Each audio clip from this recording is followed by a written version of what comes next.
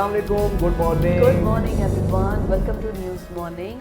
Programme में हम सबको खुशामदीद कहते हैं और हम अपने प्रोग्राम का आगाज़ जिस स्टोरी के साथ करने जा रहे हैं, that is such an amazing and inspiration for all of you कि किस तरीके से जो पाकिस्तान के अंदर इतने हमारे स्टूडेंट्स इतने एक्टिव हैं, इतने शार्प माइंडेड हैं और ऐसे ऐसे प्रोजेक्ट्स हैं कि यू मस्ट बी अमेज्ड कि ऐसा सोच भी कैसे सकता है कि कम पानी के अंदर पूरे का पूरा बाग को उगा देना। ग्लोबल वार्मिंग, अच्छा, पाकिस्तान में वैसे जिस बारे में हम बात करने लगे हैं, ग्लोबल वार्मिंग, अभी आपको पता है कि क्लाइमेट चेंज के हवाले से पूरी दुनिया इस चैलेंज को फेस कर रही है। वैसे तो ये अवार्ड मिलना हुक्मरानों को चाहिए था अगर वो काम करते उनको, लेकिन हमारे यहाँ माशाल्लाह टैलेंट इतना ज़्यादा है कि हमारे यहाँ हमारे नौजवानों के पास, हमारी यूथ के पास रिसोर्सेज हो या ना हो, लेकिन उनके पास जो एक चीज़ है ना वो है जज्बा, विजन, उनकी पेट्रियोटिज्म, और यही वो चीज़ें हैं जो उनको ये सब करने पर मजबूर करती हैं। जनाब, पाकिस्तान के नाम जो एक और एजाज़ हुआ है वो ये है कि दुबई में, यूएई में माहौलियाती कॉन्फ्रेंस हुई थी और उसके हवाले से सस्टेनेबिलिटी जो अवार्ड था वो पाकिस्तान की 2 होनहार तालिबात ने जीता है। सस्टेनेबिलिटी अवार्ड जो दिया गया है वो इसी वजह से दिया गया है कि ग्लोबल वार्मिंग के हवाले से जो दुबई के अंदर बेसिकली आपको पता है कि जो भी इस किस्म के प्रोजेक्ट्स होते हैं, और अभी COP28 कॉन्फ्रेंस जारी भी है जिसके लिए दुबई ने 25 बिलियन रुपीस का एक अलग से प्रोजेक्ट के वो ग्लोबल वार्मिंग पे ही खर्च किया जाएगा, क्लाइमेट चेंज के हवाले से खर्च किया जाएगा, और जो थर्ड वर्ल्ड कंट्रीज़ हैं उनको उन पर ये इन्वेस्ट किया जाएगा। तो उन्होंने स्पेसिफिक एक अमाउंट फिक्स करके रखी है जो कि 2024 में खर्च की जाएगी। तो दुबई तो इस हवाले से बहुत एक्टिव है, काम कर भी रहा है, और इसी वजह से जो ज़ैद अल नहयान अवार्ड है, ये सस्टेनेबिलिटी अवार्ड दुबई एक्सपो में आलमी माहौलियाती कॉन्फ्रेंस के मौके पर ये दिया गया है।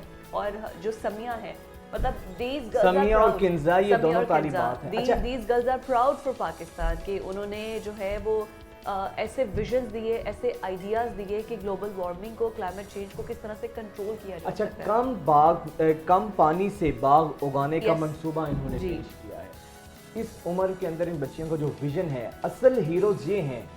हम अपने ऐसे टैलेंट को, ऐसी यूथ को, अपने हीरोज़ को इसलिए अपने प्रोग्राम का हिस्सा बनाते हैं क्योंकि ये है पाकिस्तान का रोशन चेहरा। ये हैं वो लोग जो पाकिस्तान का नाम दुनिया भर में उजागर करते हैं और इनको ये डिज़र्व भी करते हैं। ये एक एप्रिसिएशन है जिस पे हम इनको लेते हैं अपने प्रोग्राम में। जो सबसे इंटरेस्टिंग बात है ना, मैं I mean you should be very amazed, जो मैं बताऊंगी इनका इंट्रोडक्शन। आपको याद है कि 2005 में कितना खतरनाक ज़लज़ला आया था? उस ज़लज़ले के बाद मुज़फ़्फ़राबाद जो कि मुकम्मल तौर पर डैमेज हो गया, सफ़ाहस्ती से मिट गया था। तो उसके बाद जब रिहैबिलिटेशन का सिलसिला शुरू हुआ तो उसमें जो मुज़फ़्फ़राबाद में जो स्कूल बनाया गया था, इनका ताल्लुक उस स्कूल से है। उस स्कूल से वाओ, मतलब वहाँ पर जहाँ पर इतने रिसोर्सेज नहीं है, जो एक रिहैबिलिटेशन के बाद एक पूरा प्रोसेस स्टार्ट हुआ, और फिर उसके बाद उन्होंने इस विजन को ऐसी, मतलब देखे टैलेंट कहीं पर भी है ना, आपको मौका मिला स्कूल में, चाहे होनहार बच्चों के बारे में इकबाल कह चुके थे कि ज़रा नम हो तो ये मिट्टी बहुत ज़रखेज़ है, ताकि यही हमारे टैलेंटेड दोनों बच्चियाँ सुमैया और किंजा हमारे साथ मौजूद हैं। बहुत शुक्रिया आप दोनों का। Welcome to news morning. सबसे पहले तो हम आपको अप्रिशिएट करते हैं कि माशाल्लाह जिस तरीके से आपने अपने विजन के लिए, विजन को सामने रखकर ये मंसूबा जो है, ये अवार्ड जो आपने जीता है। अच्छा, ये बताएं कि आप दोनों से मेरा सवाल है, ये आइडिया कैसे आपके माइंड में आया और फिर इस आइडिया को एग्जीक्यूट कैसे किया? टाइम कितना लगा आपको?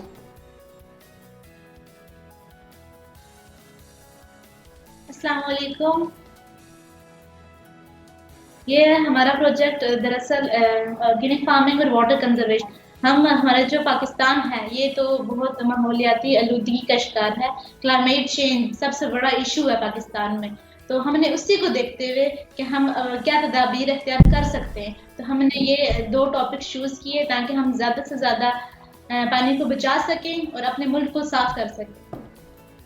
अच्छा, ये जो आपने मंसूबा शुरू किया है, मैं आप दोनों से ही जानना चाहूँगी, आपने ये जो 2005 में जो ज़लज़ला आया था, उसमें जो यतीम बच्चे थे उनके लिए ये मंसूबा बनाया था ताकि उनको जो है वो बेसिक फैसिलिटीज़ दी जा सके, और जो जीती हुई रकम में आप चाहते हैं कि हुकूमत भी जो है वो ऐसे स्कूल्स की तरफ तवज्जो दे और उन पर ख़र्च करे, अपने फ़ंड्स खर्च करे।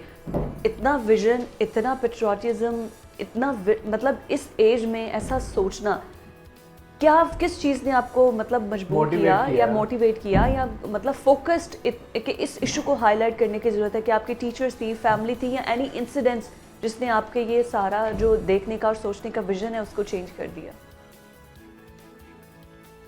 दरअसल हम ये चाहते हैं कि ज़्यादा भी लाहौर में जो रिसेंटली बहुत ज़्यादा इशू था पोल्यूशन का, बहुत ज़्यादा अफेक्ट हुए लोग, हम चाहते हैं कि मज़ीद आगे ऐसा कुछ भी ना हो। हम बहुत एहतियार करना चाहते हैं कि ऑर्गेनिक फार्मिंग और वाटर कंजर्वेशन पे राइट तवज्जो दी। अभी हमें पहले ये तो क्लियर कर दें कि समिया कौन सी वाली है और कंजा कौन सी वाली है, ताकि हम फिर नाम लेकर सवाल कर सकें। अच्छा, आप समिया हैं और कंजा आप नहीं बात करी, आप भी बताएं, आप खामोश पार्टिसिपेंट क्यों हैं आप प्रोग्राम में? हम तो आप दोनों को ट्रिब्यूट पेश कर रहे हैं, आप जैसे जो होनहार इंटेलिजेंट स्टूडेंट हैं। चौधरी मोहम्मद अख्तर साहब भी हैं जिनको तमगा इम्तियाज भी दिया गया है, वो भी इसी इशू पर हमारे साथ ट्रस्ट के वो चेयरमैन हैं, इनके रूहे रवा हैं, वो भी इसमें बराबर के तहसीन के मुहसीन के मुस्तहिक हैं। चौधरी साहब, वेलकम टू न्यूज़ मॉर्निंग। हम आपको भी खुशामदीद कहते हैं। यकीनन जौहर को ही जौहरी का पता होता, एक जौहरी को ही जौहर का पता होता है कि कितना टैलेंट है उनके बच्चों में, और जिस तरीके से माशाल्लाह आपके इन बच्चों ने आपका, पाकिस्तान का, आपके इदारे का नाम रोशन किया है। क्या कहना चाहेंगे सर इस बड़ी अचीवमेंट पर?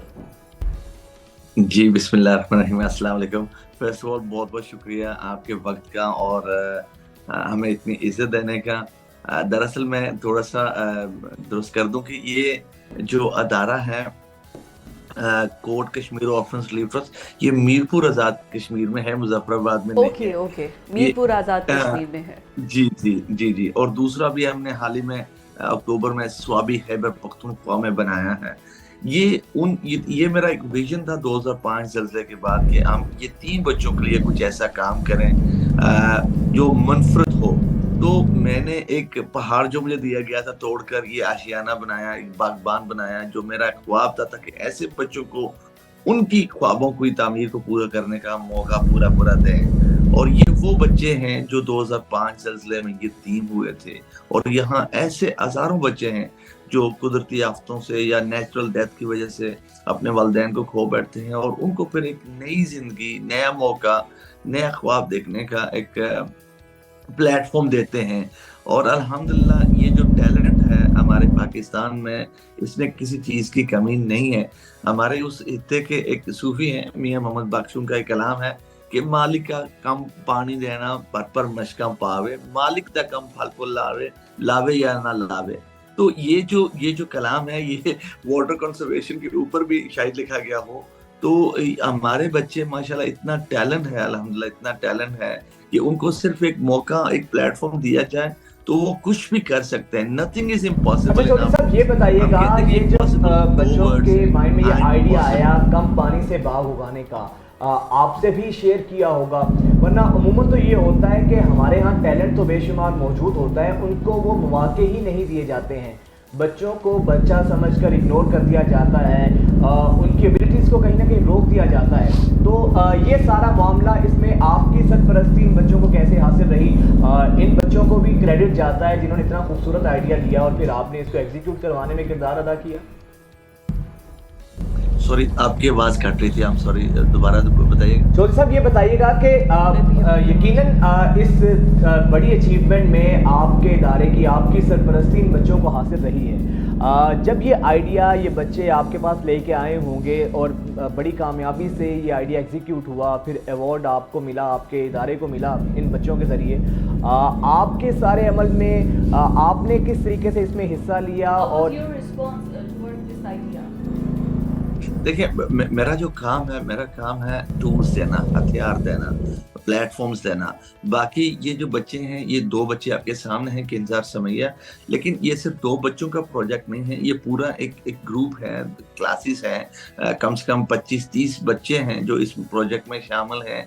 इन बच्चों को ये आइडियाज अपने टीचर के साथ साथ मिलकर निजात करते हैं, और जो भी सोर्सेज या रिसोर्सेज चाहिए वो मेरा काम है प्रोवाइड करना। Without that it is impossible. देखिए, अगर आप बच्चों को हथियार नहीं देंगे, टूल्स नहीं देंगे, किट्स नहीं देंगे, तो वो कैसे अपने आइडियाज को एक्सिक्यूट करेंगे, this is where we go wrong. तो कोर्ट ने अल्हम्दुलिल्लाह ऐसे बच्चों को किसी चीज की कमी आज तक होने नहीं दी। ये मत कोई सोचिएगा कि ये यतीम खाना है। हमने यतीम खाने का कॉन्सेप्ट पूरी दुनिया में बदला है। ये जनूबी एशिया का सबसे बड़ा यतीम बच्चों का घर है, और यहाँ इन बच्चों को ऐसी जिंदगी फराम की जाती है, ऐसी जिंदगी दी जा रही है जो मिडिल क्लास के बच्चों को भी शायद ना दी जाए, अल्हम्दुलिल्लाह। तो वी आर सो लकी कि हमें खुदा ने मौका दिया इन बच्चों को सर्व करने के लिए, और इन बच्चों ने, खुदा ने ऐसी कुदरती टैलेंट और आइडियाज दिए हैं जो यू अनमोल हैं। Proved yourself. हम चाहेंगे कि हम किंजा और समिया से भी बात करें। किंजा, आप बताइएगा, समिया से तो हमारी डिस्कशन रही है, कैसा हुआ जब अवार्ड मिला? फैमिली का क्या रिस्पांस था? आपके क्लास फेलोज़ का क्या रिस्पांस था?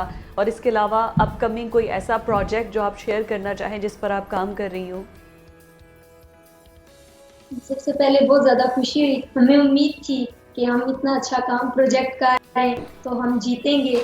बहुत ज़्यादा खुशी है, सिर्फ हम बच्चों के लिए नहीं, हमारी ऑर्गेनाइजेशन पोर्ट मीर ऑर्फन्स रिलीफ ट्रस्ट और पूरे पाकिस्तान के लिए ऑनर की बात है कि हमने इसको विन किया। हमारे क्लास फेलोज, फैमिली मेंबर्स सब बहुत ज़्यादा खुश हैं कि हमने इसमें पार्टिसिपेट किया और इसको विन भी किया। हम ऑर्गेनिक फॉर्म, हम तो जो माइनर से प्रोजेक्ट्स अभी कर रहे हैं स्टूडेंट्स, प्लांटेशन पे, ऑर्गेनिक फार्मिंग पे, वाटर कंजर्वेशन पे हम कर रहे हैं। बाकी तो कोर्ट माशाल्लाह बहुत बड़े बड़े मेजर प्रोजेक्ट्स कर रहा है। वाह माशाल्लाह, ये बहुत खूबसूरत चीज़ है कि आप अपनी करिकुलर एक्टिविटीज़ से निकलकर एक्स्ट्रा करिकुलर एक्टिविटीज़ की जानिब जाएं, और इसका ट्रेंड बहुत कम है।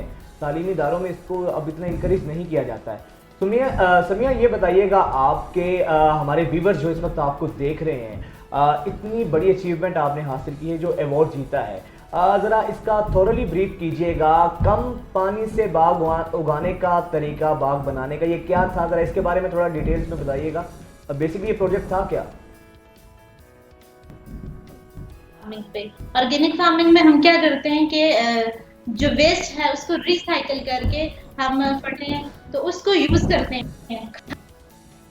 तो उसमें क्या होता है कि जो मिनरल्स होते हैं, जो वेस्ट को रिसाइकल के तौर पर इस्तेमाल करते हैं, उसमें ऑलरेडी मिनरल्स होते हैं, वाटर भी उसमें होता है। तो वो उसमें जब हम उसे खाद के तौर पर इस्तेमाल करते हैं तो उसमें पानी की जरूरत नहीं होती।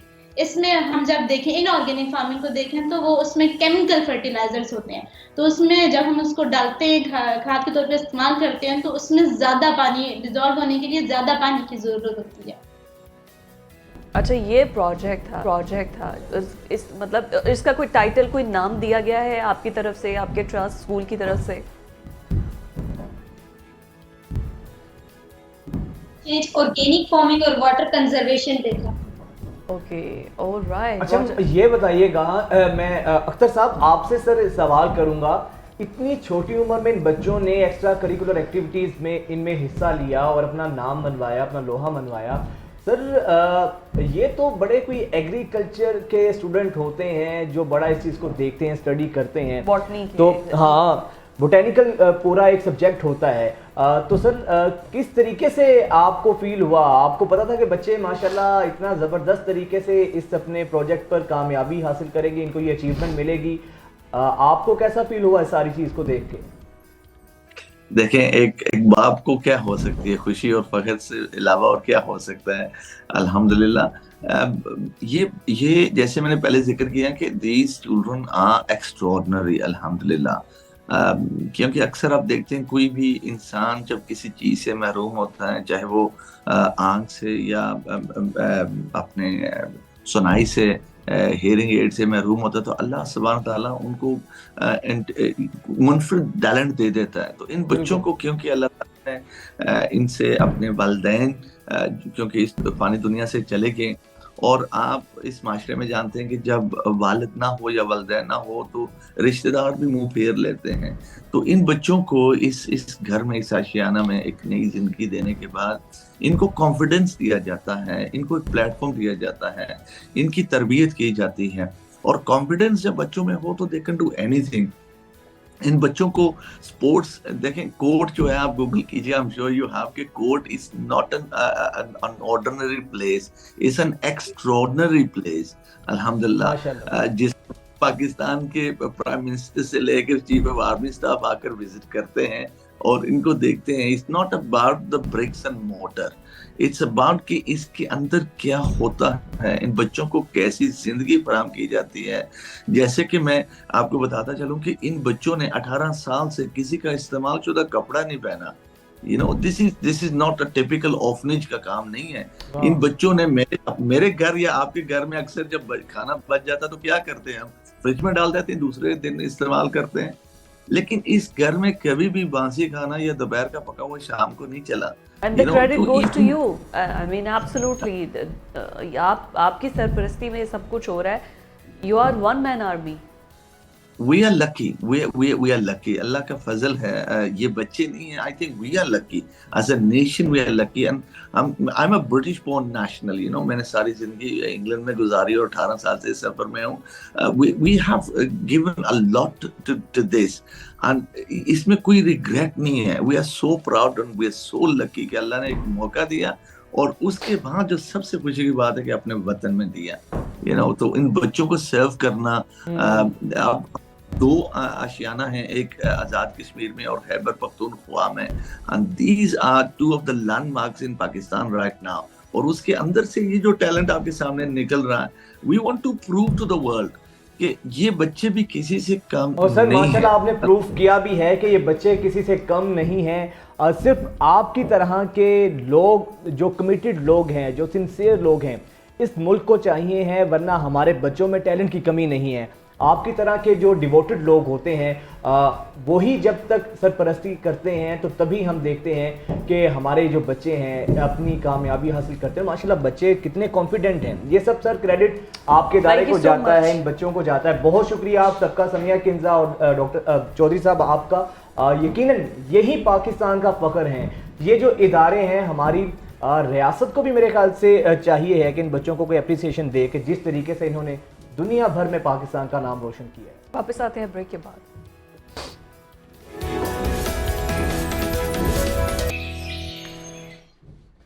ब्रेक के बाद एक दफ़ा फिर से आपको खुशामदीद कहेंगे. नाजरीन, पाकिस्तान की मईशत यकीनन इस वक्त एक आम आदमी से लेकर हुक्मरान तक सबको अगर कोई फ़िक्र लाहक है तो इकोनॉमी की है.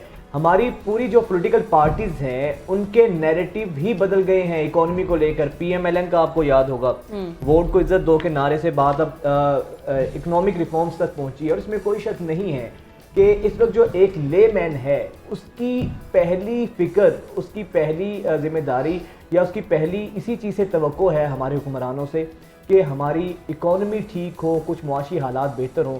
लेकिन इकोनॉमी है कि ठीक होने का नाम ही नहीं ले रही है. और इसके अलावा जो IMF के पास हम जाते हैं, पहले सब्सिडाइज्ड एनर्जी जो थी वो दे दी जाती थी इंडस्ट्रीज़ को, लेकिन अब ऐसा नहीं है. IMF की शराइत की वजह से सब्सिडाइज जो है वो एनर्जी नहीं दी जाती है और तकरीबन इसी की वजह से 1600 कपड़े की जो फैक्ट्रीज़ हैं वो बंद हो चुकी हैं. जो इंडस्ट्रियलिस्ट थे, जिनकी इंडस्ट्री यहाँ पर काम कर रही थी, वो या तो बांग्लादेश चले गए हैं या मलेशिया चले गए हैं. दूसरे ममालिक में जाकर उन्होंने अपनी इंडस्ट्रीज़ जो हैं, और वहाँ पर इन्वेस्टर्स को वेलकम भी किया जाता है, तो वहाँ पर जाकर उन्होंने अपनी इंडस्ट्रीज़ लगाना शुरू कर दी हैं. पाकिस्तान को प्रेफर नहीं किया जाता है कि यहाँ पर किसी तरीके से इन्वेस्टमेंट आए और यहाँ के लोग भी इन्वेस्टमेंट नहीं करते. वजह ये है ना, बिजनेस फ्रेंडली इन्वायरमेंट तो हमारे यहाँ है नहीं है. आप पाकिस्तान में एक कारोबार शुरू करने की कोशिश करें, पहले FBR पड़ेगी, फिर दूसरी तरफ इनकम टैक्स वाले आ जाएंगे, नैब आ जाएगी. कारोबार करने के लिए आपके अपॉर्चुनिटी, फिर दूसरे ममालिक में लोगों ने जाना है. हमारी सारी टेक्सटाइल बांग्लादेश जाके शिफ्ट हो गई है. वजह यह है कि यहाँ पे वो मौके ही नहीं है जो होने चाहिए. और अगर 1600 फैक्ट्रीज बंद हुई हैं तो कितने लोग बेरोजगार हुए होंगे, जिनको जो सुबह शाम इस 2-2 शिफ्ट में काम करते होंगे. आप एक फैक्ट्री में देखें तकरीबन हज़ारों लोग वाबस्ता होता है. और 1600 फैक्ट्रीज जब आपकी बंद होंगी तो फिर कितने लोग बेरोजगार हुए होंगे. और ये सब कुछ पाकिस्तान की इकोनॉमी पर आया होगा कि कितने लोग जो बेरोज़गार हुए हैं वो सब कुछ पाकिस्तान की इकॉनमी पर आता है. और फिर महंगाई की शरह जिस तरह बढ़ रही है, अच्छा महंगाई की शरह अगर बढ़ती है तो उसके साथ साथ आपकी क्राइम रेशो भी उतनी ही रफ्तार से ऊपर जाती है. जब लोगों के पास भूख नंग है, खाने को कुछ नहीं है, तो क्राइम रेशो में फिर वो एक दूसरे से ये लूट मार सारी करते हैं। चीज़ें इंटरलिंक्ड हैं और absolutely। बराह रास्त कहीं ना कहीं बात जाके हमारी गवर्नेंस पर आती है, हमारे हुक्मरानों पर आती है। इनके नारे, दावे, वादे तो वो रहते हैं, लेकिन एक आम आदमी की ज़िंदगी पर फ़र्क नहीं पड़ता है। खाकान नजीब साहब, साबिक मुशीर ख़जाना और इकनॉमिक एक्सपर्ट हमारे साथ मौजूद हैं। खाकान साहब बहुत शुक्रिया sir, welcome to news morning. Khaqan साहब, आप अक्सर बड़ी रियलिस्टिक अप्रोच के साथ बातें करते हैं। सर, ये जो अब इंटरनेशनल मार्केट में फ्यूल भी जो है, क्रूड ऑयल जो है वो भी सस्ता हो रहा है, डॉलर की भी हमने देखा कि कदर में कुछ कमी आई है। सर, ये सब चीज़ें आर्टिफिशियल हैं या आप समझते हैं इन लॉन्ग टर्म जाके हमारी इकोनॉमी कुछ ना कुछ बेहतर हो रही है, हालात मज़ीद बेहतर होने की तवक्को है हमें? बिस्मिल्लाहिर्रहमानिर्रहीम। सो एक देखें कि इंटरनेशनल जो इस पर कीमत है क्रूड की, लोगों के लिए कोई बेहतर ख़बर से ही शुरू कर लेते हैं। वो $70 से नीचे आ गई है। ब्रेंट भी मेरा ख्याल है $74 पे है। ये तकरीबन 4 से 6% नीचे है अगर आप पिछले 2 हफ्ते में देखें। So that's good news for the people of Pakistan and all importing countries जितनी भी हैं दुनिया में, उनके लिए। बिकॉज तेल की कीमत कम होती है तो सारी जो अशिया हैं उस पर एक इम्पैक्ट जाता है, ट्रांसपोर्टेशन से, घर के बजट से। सो लेट्स होप कि आने वाले जो हफ्ते हैं उसमें जो पेट्रोल, डीजल, केरोसिन ऑयल, इन सब की कीमतें हैं उसमें एक डाउनवर्ड ट्रेंड जो है वो लाइकली है कि आपको दिखाई देगा। ये तो एक बात हो गई। दूसरी बात यह है कि देखें, पाकिस्तान में इन्फ्लेशन ज़्यादा है, इसमें कोई शक की गुंजाइश नहीं है। 29% इन्फ्लेशन ईयर ऑन ईयर, जबकि पिछले साल भी इन्फ्लेशन जो थी, यानी कि कीमतों का जो बढ़ना था उसकी शरह ज़्यादा थी और लोगों को ये तकलीफ दे रही है, इसमें कोई शक की गुंजाइश नहीं है। पाकिस्तान को अपने कलीदी मसाइल हल करने हैं, अगर इसको हल करना है। कुछ तो इम्पोर्टेड इन्फ्लेशन है वो कम हुई है, जब से जो रुपए की कदर है उसमें थोड़ा सा इस्तेहकाम आया है। थोड़ा सा मैक्रो स्टेबिलिटी तो इकोनॉमी में है इस वक्त। देखें ना, रुपया उस तरह मूव नहीं कर रहा जैसे पहले कर रहा था। सो आप मतलब अगर यही एक इंडिकेटर ले लेंगे, जो जायरेशंस थी ये कम हो गई हैं। थोड़ा सा आप देखें, स्मगलिंग कम हुई,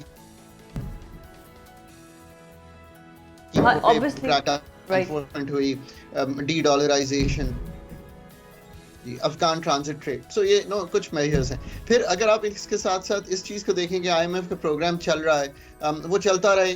मैं मानता हूँ आप सही कह रही हैं कि उससे कुछ प्राइस एडजस्टमेंट जो हैं वो लोगों पर भारी पड़ती है। ये हमेशा रहा है। जब भी IMF का प्रोग्राम हुआ है पाकिस्तान में, 23वें प्रोग्राम में है, 21 इनकम्प्लीट छोड़े जा रहे हैं। ये भी प्रोग्राम भी नहीं है, ये तो एक स्टैंड बाय फैसिलिटी है जो हमें ये 9 माह गुजार सकती है, जबकि हम एक नए इलेक्शन साइकिल से गुजर के एक 5 साल हुकूमत में चले जाएंगे। सो इससे एडजस्टमेंट्स की वजह से जब बिजली की कीमत, जब रुपए की कीमत यानी कि 22% पे आप बोरो कर सकते हैं, गैस की कीमत, इनमें सब में रद्दोबदल आता है तो लोगों को तकलीफ होती है, इसमें कोई शक की गुंजाइश नहीं है। बट इससे एक रिलेटिव स्टेबिलिटी भी आई है।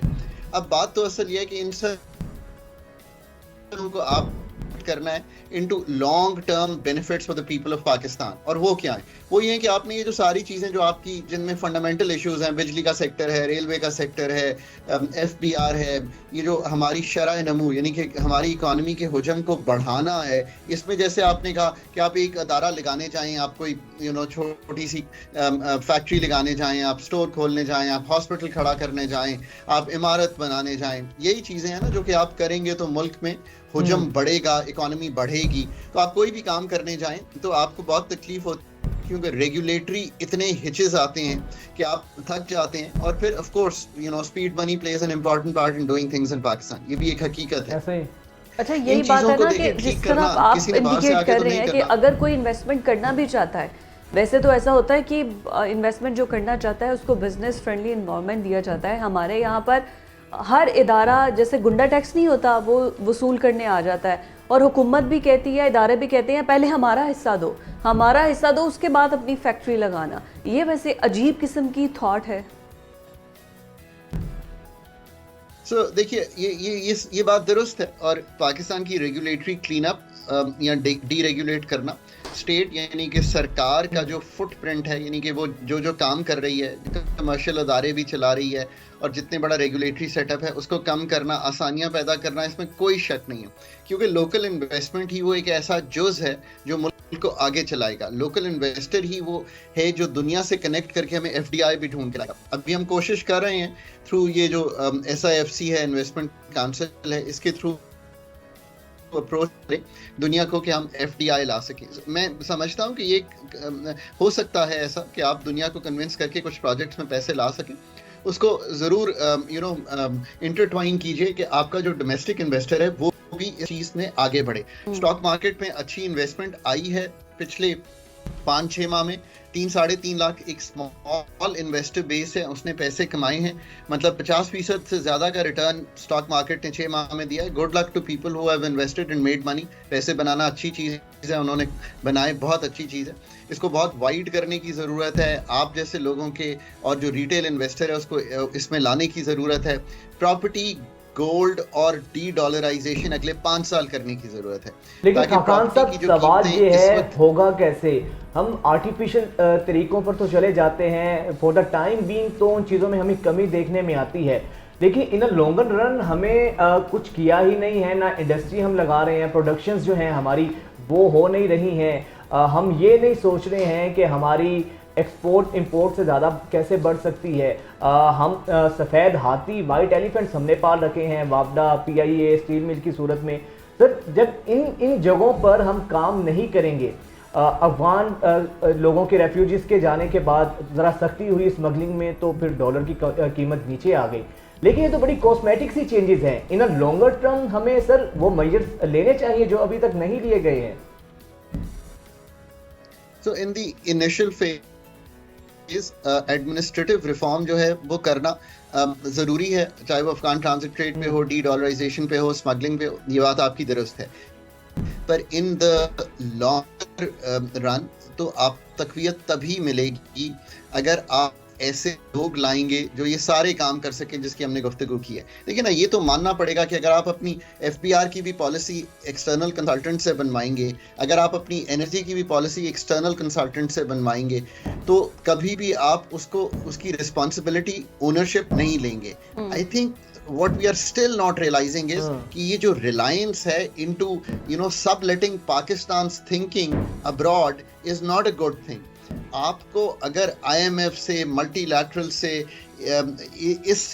ये जो रविश है इससे निकलना है, डेट मनी से निकलना है, तो आपको अपनी ये रविश जिसमें आप एक्सटर्नल एडवाइस पे ही चला रहे हैं मुल्क, तब्दील करके खुद रियलाइज करना पड़ेगा ना कि स्टेट की कैपेसिटी वीक है। उसमें एनर्जी में, प्राइवेटाइजेशन में, स्पेशली जब आप इतनी बड़ी प्राइवेटाइजेशन का एफर्ट करने जा रहे हैं, पहले प्राइवेटाइजेशन कमीशन को कीजिए, वहाँ पे प्रोफेशनल चेयरपर्सन तो लाइए। एब्सोल्युटली। अच्छा, अगर इलेक्शंस होते हैं, इलेक्शंस के बाद जो भी गवर्नमेंट आती है, खान साहब अगर मेरी आवाज़ आप तक पहुँच रही है तो क्वेश्चन प्लीज़ लीजिएगा कि इमीडिएट रिफॉर्म्स इकोनॉमी में व्हाट डू यू थिंक आनी चाहिए हैं, एनर्जी सेक्टर में, पॉलिसी में, या फिर ओवरऑल जो बिजनेस एनवायरनमेंट है उसमें? मतलब बिजनेसमैन से जब आप मिलते होंगे या वो आपको फीडबैक देते होंगे, you must know you also served as a adviser to ये जो ख़जाना होते फाइनेंस के मिनिस्टर्स होते हैं, वो कैबिनेट में बड़े अच्छे से आप रहे हैं, उसके पूरे स्ट्रक्चर को आप समझते हैं कि किस तरह से, जाहिर है कोई ओवर द नाइट तो ये सब कुछ तब्दील हो नहीं सकता। What you suggest immediate reforms क्या होने चाहिए? तो ये सारी बातें लॉजिकल हैं आपकी। सबसे पहले थे कि इस वक्त जो पॉलिटिकल पार्टीज हैं, मैं सिंसियरली उनको कहता हूँ, and I know most of them, I worked with them, they are smart people. उनको इस वक्त एक टीम बनानी चाहिए टेक्नोक्रेसी की, ताकि प्राइवेटाइजेशन, एनर्जी, एनर्जी के अदारे हैं, इकोनॉमिक्स के अदारे हैं, सोशल अदारे हैं, इनमें वो आकर वो तब्दीलियां कर सके जिनका जिक्र मैं और आप कर रहे हैं। फिर उस पर कोई नोट, कोई किताब, कोई कागज लिखना चाहिए कि वो उससे क्या समझ है बियॉन्ड द मैनिफेस्टो। आपको बहुत ज्यादा इन डेप्थ जाकर इन इश्यूज को पहले तो इसकी तैयारी पड़ेगी। अब 8 फरवरी में वक्त ही कितना रह गया है। दूसरी बात यह है कि फिर आपको वो लोग इंडक्ट करने रहेंगे जो इन मिनिस्ट्रीज में आकर ये काम कर सकें, वरना आप मुझे 5 साल बाद इंटरव्यू कर लीजिएगा, हम दोबारा यही गुफ्तगू कर रहे होंगे। एनर्जी सेक्टर इस साल 600 अरब से लेके 900 अरब के दरमियान, यानी कि $2 अरब से लेके $3 अरब तक ब्लीड करेगा only on account of the discourse. जो जेनकोस के लॉसेस और इनएफिशिएंसीज हैं वो अपनी जगह, अगर ये सिवियरिटी है चैलेंज, तो इससे सवियर रिस्पांस जो है वो हमें देना चाहिए। जरूर इस्टेब्लिशमेंट बड़ी कोशिश कर रही है कि जगह जगह पे ये काम किया जा सके, बट असल तो डीप रिफॉर्म करने के लिए इन्हीं पॉलिटिकल पार्टीज को, इन्हीं फोर्सेस को खुद अपने अंदर ये सख्त पैदा करनी पड़ेगी कि ये एक एनर्जी सेक्टर का रिफॉर्म नंबर 1 रिफॉर्म है पाकिस्तान का, बिकॉज ये पूरी मईशत को स्लो किए हुए है, उस पर बोझ डाले हुए है, उसको रोके हुए है।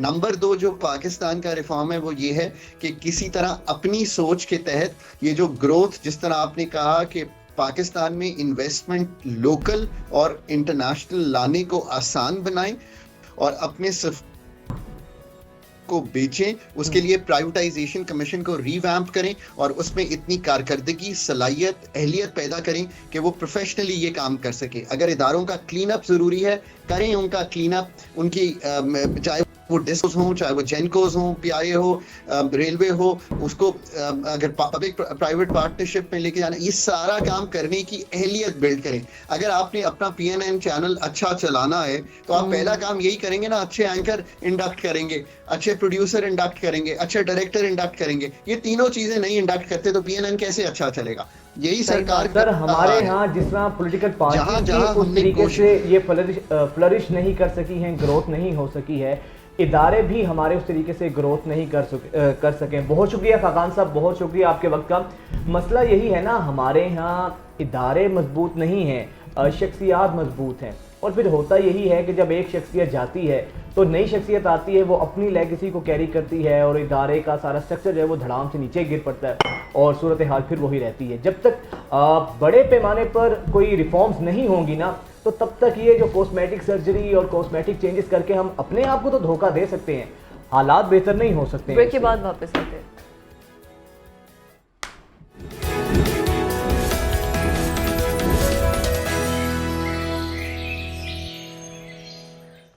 ब्रेक के बाद आपको कुछ खुशामदीद कहते हैं और अभी हम हेल्थ सेगमेंट में जिस अहम इशू पर बात करने जा रहे हैं वो है स्ट्रोक के हवाले से। बहुत ज़्यादा तादाद जो है वो पाकिस्तान में अब ये है कि फॉलेज जो है वो एक बढ़ती तादाद में लोगों को हो जाता है एक एज के बाद। किसी को कोई वजह बनती है स्ट्रोक की, किसी को कार्डियक डिजीज, लेकिन आजकल तो नौजवानों को, यंगस्टर्स को भी बहुत पैरालाइज अटैक हो जाता है, जिसकी वजह से आपका जिस्म का एक हिस्सा काम करना बंद कर देता है, कम्प्लीटली पैरालाइज्ड हो जाते हैं और आप डिपेंडेंट हो जाते हैं। तो ऐसी ज़िंदगी तो कोई किसी के लिए भी नहीं, कोई किसी दुश्मन को भी ना मिले। लेकिन इसके ट्रीटमेंट के हवाले से ना बहुत से मसले हैं। कोई कहते हैं कि कुछ लोग रिकवर कर जाते हैं, कुछ लोग रिकवर नहीं कर पाते हैं और फालिज के साथ ही जो है वो इस दुनिया से चले जाते हैं। तो ये एक सिचुएशन है, ये एक स्टेट ऑफ माइंड भी है। कुछ लोग रिकवर करने के लिए वो विल पावर जो है ना उनमें होती है और किसी में नहीं होती है।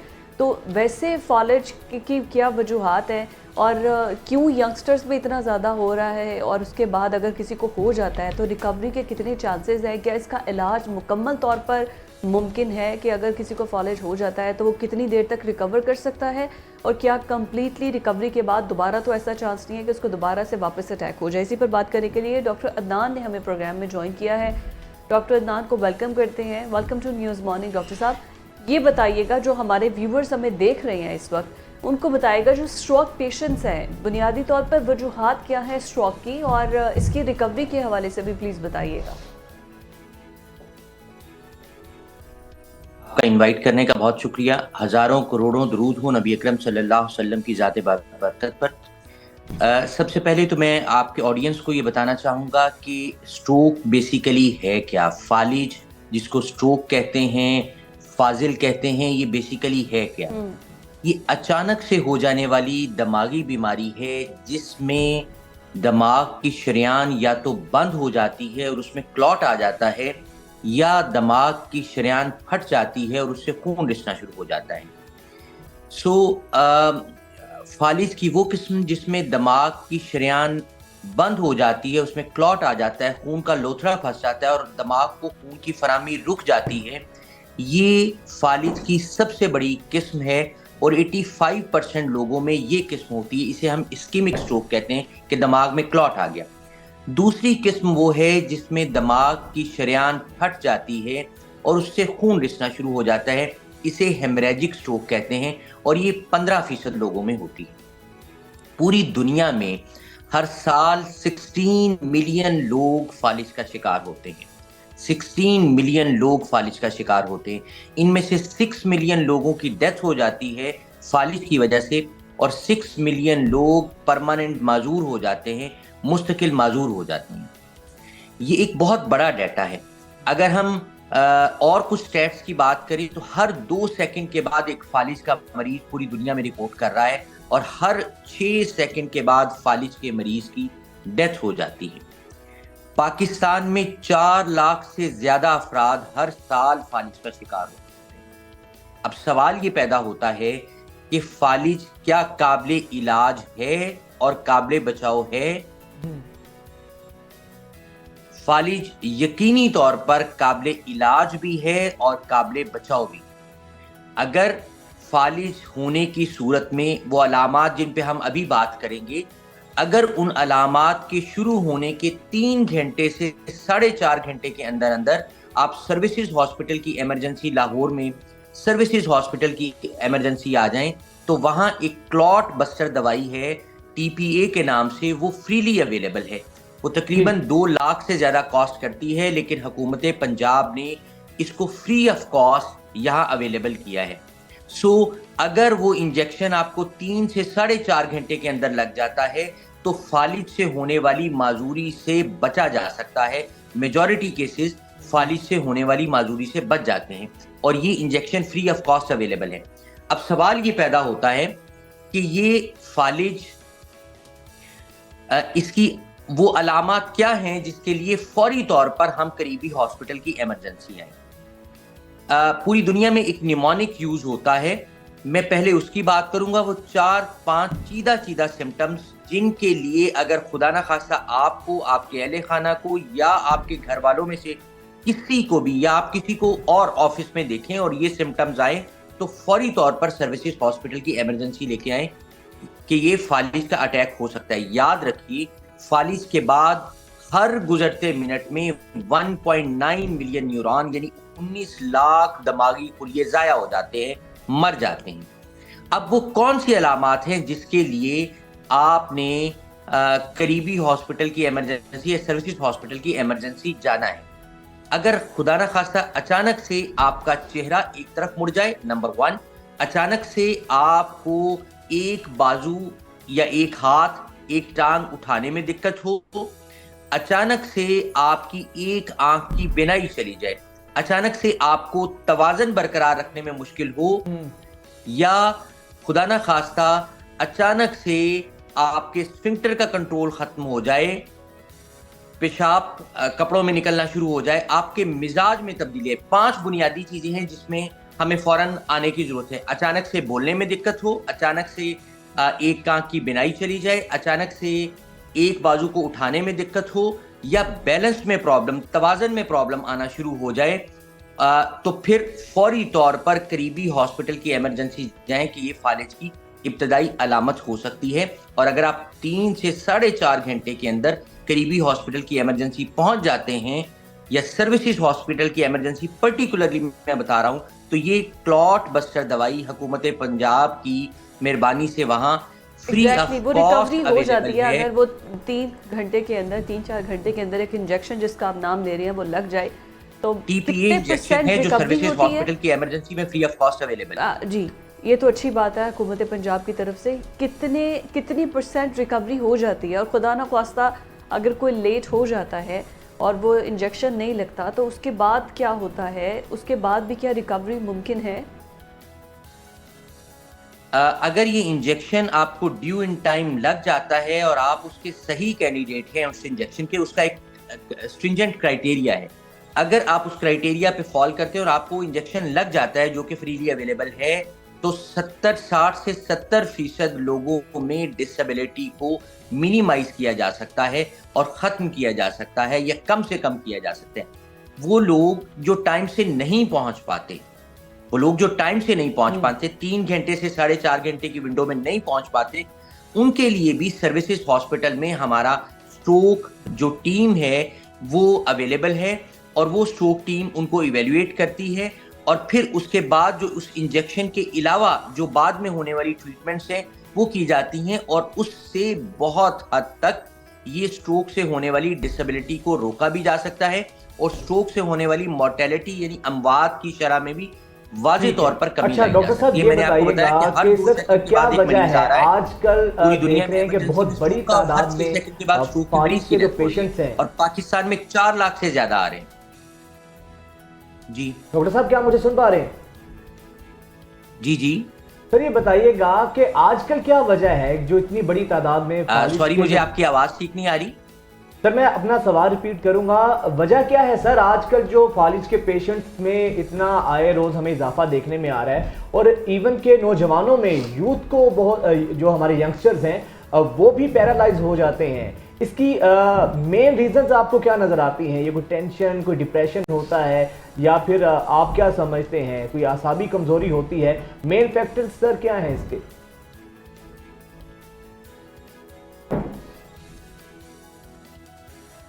आवाज आ रही है सर आपको मेरी? ठीक है, बहुत शुक्रिया डॉक्टर साहब के शायद आवाज़ का मसला है, लेकिन ये बहुत सेंसिटिव मामला है, बहुत सेंसिटिव मामला है कि खुदारा जब जिस तरह डॉक्टर साहब ने कहा कि अगर आपके किसी घर के किसी शख्स कोई अगर वो पैरालाइज होता है तो बजाय घर में टोटके शुरू करें, फ़ौरन उनको हॉस्पिटल लेकर जाएं, ताकि खुदा न खास्ता उम्र भर की माजूरी से आपका एक हल्की सी जो जिम्मेदारी है या आपकी लापरवाही ना बरतना उनकी उम्र भर की माजूरी से उनको बचा सकते। ब्रेक के बाद वापस आते हैं।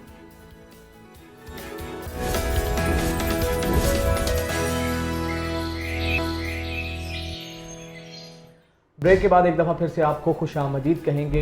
नाज़रीन, हमारा जो पाकिस्तान है, हमारा जो कौमी परचम है, उसमें आप देखते हैं कि 2 रंग हैं, एक ग्रीन है एक वाइट है।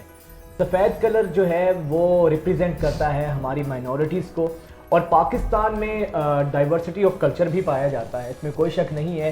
पाकिस्तान ने हमेशा से अक़लियतों के हवाले से जो कुछ हो सका है, पाकिस्तान ने उनको वही हकूक़ दिए हैं। हमारी पाकिस्तान की इकोनॉमी में हमारी माइनॉरिटीज़ का, ख़ास तौर पे जो सिख कम्युनिटी है, उनका बहुत अहम किरदार है, क्योंकि आपको पता है कि पाकिस्तान में गुरुद्वारा है और हमारे जो सिख भाई हैं उनकी मजहबी जज्बाती वाबस्तगी है पाकिस्तान के साथ, लाहौर के साथ, और वैसे भी वो पंजाबियों को तो बड़ा अपना भाई वो एक कल्चर है, और बड़ा ज़्यादा आप बाहर भी देखें, ना सिर्फ पाकिस्तान में, बाहर में भी आपको सबसे ज़्यादा जो वेलकम करते हैं वो सिख कम्युनिटी करती है।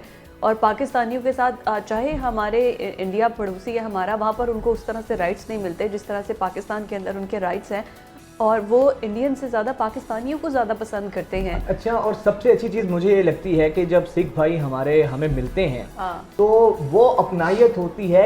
1 मिनट के लिए आपका मजहब क्या है, आपकी नस्ल क्या है, आपका रंग क्या है, सब साइड पे हो जाता है, क्योंकि आपका बैकग्राउंड तो एक ही है, एक ही जबान एक है, बैकग्राउंड पंजाबी आपका हैं एक आप, है। इसी वजह से तो इसी वजह से सिखों की एक बड़ी आवाज़ जसपीर भुप्पा राय साहब हमारे साथ मौजूद हैं। जसपीर पाजी, बहुत शुक्रिया आपका, वेलकम टू न्यूज़ मॉर्निंग। सत श्री अकाल पाजी। सत श्री अकाल जसपीर भाई। ਸਾਰੇ ਹੀ ਜਿੰਨੇ ਸਾਡੇ ਭੈਣ ਭਰਾ ਪ੍ਰੋਗਰਾਮ ਨਾਲ ਜੁੜਿਆ ਜੀ, ਸਾਰਿਆਂ ਨੂੰ ਸਲਾਮ, ਸਤਿ ਸ੍ਰੀ ਅਕਾਲ जी। जसपीर भाई, ये बताइएगा, पाकिस्तान में आप हर साल हम देखते हैं कि आपका चक्कर लगता है, और ना सिर्फ आप अकेले आते हैं बल्कि आपके साथ सिखों का पूरा एक डेलीगेशन होता है। पाकिस्तान के बारे में हम चाहेंगे, एज ए माइनॉरिटी पाकिस्तान को आपने कैसा पाया? पाकिस्तान में जब आप आते हैं किस तरह का आपको वेलकम होता है, कैसा आपके साथ बर्ताव किया जाता है? हमारे ना मैं पंजाबी बोल सकदा जी? जी जी जी, सर, जी, खुल के बोलो। ਤੁਸੀਂ ਸਭ ਕੁਝ ਬੋਲ ਸਕਦੇ ਹੋ। ਸਾਡੇ ਇੱਕ ਨਾ ਜਿਹੜੇ ਗੁਰੂ ਗ੍ਰੰਥ ਸਾਹਿਬ ਆ ਮਹਾਰਾਜ, ਉਸ ਦੇ ਵਿੱਚ ਇੱਕ ਸ਼ਬਦ ਆਉਂਦਾ ਜੀ, ਕਹਤੇ ਕੋ ਸੋਭਾ ਨਹੀਂ ਦੇਖਾ ਹੀ ਪ੍ਰਵਾਨ। ਔਰ ਲਾਹੌਰ ਸ਼ਹਿਰ ਬਾਰੇ ਲਿਖਿਆ, ਲਾਹੌਰ ਸ਼ਹਿਰ ਅੰਮ੍ਰਿਤਸਰ ਸਿਫਤੀ ਦਾ ਘਰ। ਸੋ ਇਹ ਜਿਹੜੇ ਸ਼ਹਿਰ ਆ, ਇਹ ਗੁਰੂ ਸਾਹਿਬ ਜੀ ਨੇ ਇਹਨਾਂ ਨੂੰ ਬੜਾ ਵਡਿਆਇਆ ਜਦੋਂ ਰਾਮਦਾਸ ਪਾਤਸ਼ਾਹ ਜੀ ਇੱਥੇ ਪੈਦਾ ਹੋਏ ਆ। ਔਰ ਜਿਹੜੀ ਮੈਂ ਪਹਿਲਾਂ ਤੁਕ ਬੋਲੀ ਆ, ਉਹ ਕਹਿੰਦੇ ਵੀ ਗੱਲਾਂ ਜਿਵੇਂ ਸੁਣਨ ਨੂੰ ਨਹੀਂ, ਜਿਹੜਾ ਵੇਖਣ ਦੇ ਨਾਲ ਆਨੰਦ ਆਉਂਦਾ ਨਾ, ਜਿਹੜਾ ਉਹ ਤੁਹਾਨੂੰ ਸਕੂਨ ਆਉਂਦਾ, ਸ਼ਾਂਤੀ ਆਉਂਦੀ ਆ, ਉਹ ਵੱਖਰੀ ਆ। ਸੋ ਮੈਂ ਅਕਸਰ ਕਹਿੰਦਾ ਹੁੰਦਾ ਕਿ ਲਾਹੌਰ ਤੇ ਪਾਕਿਸਤਾਨ ਜਾ ਕੇ ਤੁਸੀਂ ਗੱਲਾਂ ਨਾ ਸੁਣੋ, ਜਾ ਕੇ ਵੇਖੋ, ਤਾਂ ਫਿਰ ਤੁਸੀਂ ਵਾਰ-ਵਾਰ ਇੱਥੇ ਆਉਣਾ ਚਾਹੋਗੇ, ਵਾਰ-ਵਾਰ ਜਿਹੜਾ, ਕਿਉਂਕਿ ਸਾਨੂੰ ਪਿਆਰ ਮੁਹੱਬਤ ਜਿਹੜੀ ਆ ਸਾਡੇ ਭਾਈਆਂ ਵੱਲੋਂ ਇੰਨਾ ਕੁ ਜ਼ਿਆਦਾ ਮਿਲਦਾ ਵਾ, ਸਾਡੀਆਂ ਭੈਣਾਂ ਵੱਲੋਂ, ਔਰ ਇੱਥੋਂ ਦੀ ਸਰਕਾਰ ਵੱਲੋਂ, ਮਹਿਕਮਾ ਕਾਫ ਬੋਰਡ ਵੱਲੋਂ, ਇੱਥੋਂ ਦੇ ਜਿਹੜੀ ਆ ਸਿਕਿਉਰਿਟੀ ਫੋਰਸਿਸ ਆ ਉਹਨਾਂ ਵੱਲੋਂ। ਔਰ ਪਾਕਿਸਤਾਨ ਦੇ ਤਾਂ ਕਿਆ ਕਹਿਣੇ ਆ ਜੀ, ਪਾਕਿਸਤਾਨ ਦੁਨੀਆ ਦਾ ਇੱਕ ਪਾਕ, ਜਦੋਂ ਆਖਦਾ ਨਾ ਜੀ ਪਾਕ ਪਵਿੱਤਰ ਮੁਲਕ ਆ, ਸੋ ਇਸ ਦੀ ਉੱਤੇ ਜਿਹੜੀ ਬਿਊਟੀ ਇਸ ਦੀ ਆ, ਇਸ ਦੀ ਜਿਹੜੀ ਹਰਿਆਲੀ ਆ, ਉਹ ਅੱਖਰਾਂ ਦੇ ਵਿੱਚ ਬਿਆਨ ਨਹੀਂ ਕੀਤੀ ਜਾ ਸਕਦੀ। ਇੰਨਾ ਕੁ ਨੈਚੁਰਲ ਰਿਸੋਰਸ ਜਿਹੜੇ ਸਾਂਭੇ ਆ ਪਾਕਿਸਤਾਨ ਨੇ।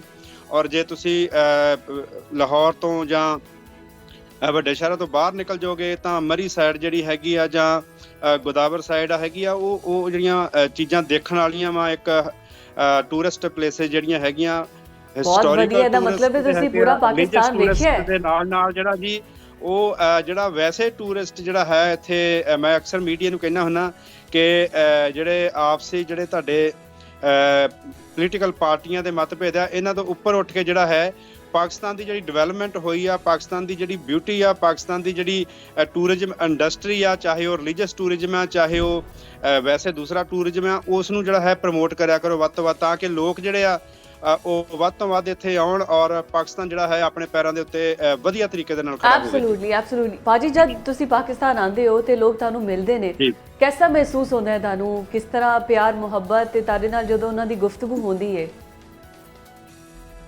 ਉਹ ਜਿਹੜੀ ਆ ਜੀ ਅੱਖਰਾਂ ਵਿੱਚ ਬਿਆਨ ਨਹੀਂ ਕੀਤੀ ਜਾ ਸਕਦੀ। ਇੰਨੀ ਕੁ ਜਾਨੀ ਪਿਆਰ ਮੁਹੱਬਤ ਆ, ਉਹ ਆਪਣੇ ਨਾਲ ਦੇ ਜੰਮਿਆਂ ਜਾਇਆਂ ਨਾਲੋਂ ਵੀ ਵੱਧ ਸਾਨੂੰ ਪਿਆਰ ਕਰਦੇ ਆ, ਹੱਥਾਂ ਦੇ ਚੁੱਕਦੇ ਆ, ਸਾਡੇ ਲਈ ਜਿਹੜੀਆਂ ਹੈਗੀਆਂ ਅੱਖਾਂ ਵਿਛਾ ਕੇ ਬੈਠੇ ਰਹਿੰਦੇ ਆ। ਇੰਨਾ ਕੁ ਜ਼ਿਆਦਾ ਕਿ ਮੈਨੂੰ ਤਕਰੀਬਨ ਹਰ ਵਾਰੀ ਇਹ ਹੁੰਦਾ, ਮੈਂ ਸਾਲ ਦੇ ਵਿੱਚ 2 ਵਾਰ ਆਉਣਾ ਵਾਂ ਔਰ ਮੇਰੇ ਬਹੁਤ ਸਾਰੇ ਦੋਸਤ ਮਿੱਤਰ ਰਹਿ ਜਾਂਦੇ ਆ ਤੇ ਮੈਨੂੰ ਗਿਲਾ ਸ਼ਿਕਵਾ ਕਰਦੇ, ਤੁਸੀਂ ਸਾਨੂੰ ਟਾਈਮ ਨਹੀਂ ਦਿੰਦੇ। ਸੋ ਇੰਨਾ ਕੁ ਜ਼ਿਆਦਾ ਜਿਹੜਾ ਪਿਆਰ ਭਾਜੀ ਫਿਰ ਤੁਸੀਂ ਪਾਕਿਸਤਾਨ ਦੀ ਸਿਟੀਜ਼ਨਸ਼ਿਪ ਲੈ ਲਵੋ। ਉਹ ਦਵਾਓ ਜੀ ਤੁਸੀਂ।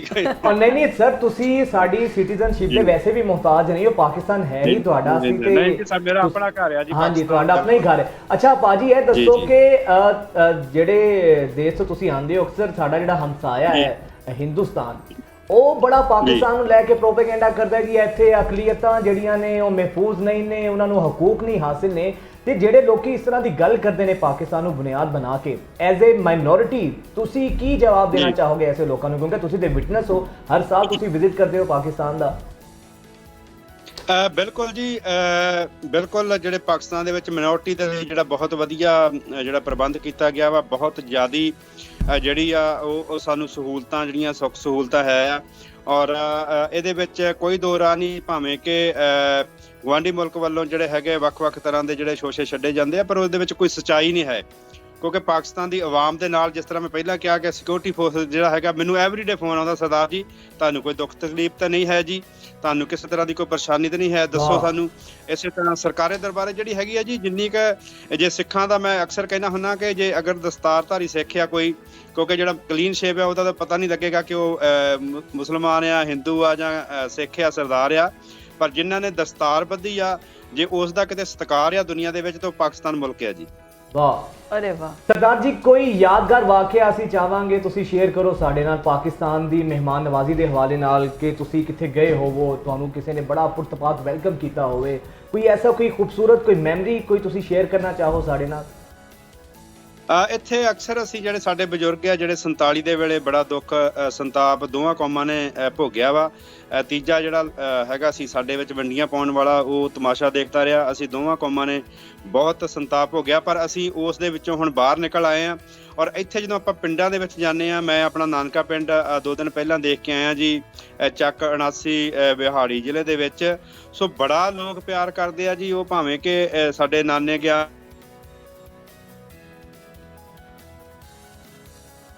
सरदार साहब, बहुत शुक्रिया, राब्ता मुनक़ता हो गया सरदार साहब के साथ, अभी दोबारा से राब्ता बहाल करते हैं। लेकिन यही चीज़ है ना कि दुनिया जो मर्ज़ी पाकिस्तान को लेकर प्रोपेगेंडा करे कि हकूक़ नहीं मिलते, लेकिन सरदार साहब जो जसबीर साहब कह रहे हैं, इनकी बात को तो निगेट नहीं किया जा सकता। जसबीर साहब, तुसी साडे नाल हो सर, दसो फिर जदों तुसी अपने पुरखां दे तुसी कह रहे हो बिहाड़ी गए हो, ते ਕੀ ਜਜ਼ਬਾਤ ਸਨ ਲੋਕਾਂ ਦੇ? ਬੜੇ ਵਿਟਨੈਸ ਵੀ ਹੋਣਗੇ ਤੁਹਾਡੇ ਬਜ਼ੁਰਗਾਂ ਦੇ ਉੱਥੇ। ਜੀ ਬਹੁਤ ਬਹੁਤ ਜ਼ਿਆਦਾ ਪਿਆਰ, ਬਹੁਤ ਜ਼ਿਆਦਾ ਮੁਹੱਬਤ ਆ। ਉਹ ਬਜ਼ੁਰਗ ਜਿਹੜੇ ਆ ਜੀ ਪੁਰਾਣੇ ਮਿਲੇ ਆ, ਜਿਹੜੇ 85-90 ਸਾਲ ਦੇ ਸੀ, ਉਹਨਾਂ ਨੇ ਕੱਲਾ ਦੱਸਿਆ ਜੀ ਤੁਹਾਡੇ ਨਾਨਕੇ ਦਾ ਇੱਥੇ ਪਿੰਡ ਸੀਗੇ, ਤੁਹਾਡੇ ਇੱਥੇ ਪਰਿਵਾਰ ਰਹਿੰਦੇ ਸੀਗੇ, ਤੁਹਾਡੇ ਇੱਥੇ ਦੋਸਤ ਮਿੱਤਰ ਰਹਿੰਦੇ ਸੀਗੇ। ਸੋ ਉਹ ਬਹੁਤ ਸਾਰਾ ਜਿਹੜਾ ਹੈ ਜੀ ਉਹ ਉਹਨਾਂ ਨੇ ਜਿਹੜਾ ਹੈ ਪਿਆਰ ਮੁਹੱਬਤ, ਔਰ ਬਜ਼ੁਰਗਾਂ ਨੇ ਇੰਨਾ ਹਰ ਇੱਕ ਚਾਹੁੰਦਾ ਸੀਗਾ ਕਿ ਮੇਰੇ ਘਰੇ ਚੱਲੋ ਜੀ, ਮੇਰੇ ਪਰਿਵਾਰ ਨੂੰ ਜਾ ਕੇ ਮਿਲੋ। ਅਸੀਂ ਵੀ ਜਿਹੜਾ ਹੈ ਉਹ ਵੀ ਵਿਚਾਰੇ ਉਧਰੋਂ ਉੱਜੜ ਕੇ ਆਏ ਸੀਗੇ, ਕੋਈ ਫਿਰੋਜ਼ਪੁਰ ਤੋਂ ਆਇਆ ਸੀ, ਕੋਈ ਹਰਿਆਣੇ ਚੋਂ ਆਇਆ ਸੀਗਾ। ਸੋ ਉਹਨਾਂ ਨੇ ਵੀ ਬਹੁਤ ਸੰਤਾਪ ਹੰਡਾਇਆ ਜਿਸ ਤਰ੍ਹਾਂ ਸਾਡੇ ਵੱਡੇ ਵਡੇਰਿਆਂ ਨੇ ਹੰਡਾਇਆ ਜੀ।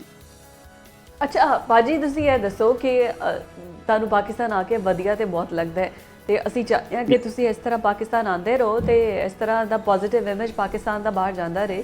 बट जब आप इधर आते हैं अपनी मजहबी रसूमात को अदा करने के लिए, पाकिस्तानी गवर्नमेंट वो आपके साथ कैसा सलूक करती है? मैं चाहूँगी कि कोई अगर आना चाहता है पाकिस्तान तो वीज़ा लेने के लिए, या फिर क्योंकि जो अगर वो दोबारा तक आ रहे हैं तो उसके लिए वीज़ा की भी ज़रूरत नहीं होती है, तो वैसे अगर कोई पाकिस्तान के अंदर आके विजिट करना चाहता है, लाहौर को, पंजाब को देखना चाहता है, क्योंकि दोनों पंजाब तो धरती तो एक ही है, इधर भी पंजाबी हैं उधर भी पंजाबी हैं, तो कोई आपको कोई पेपर हासिल करते हुए कोई मसला आता हो?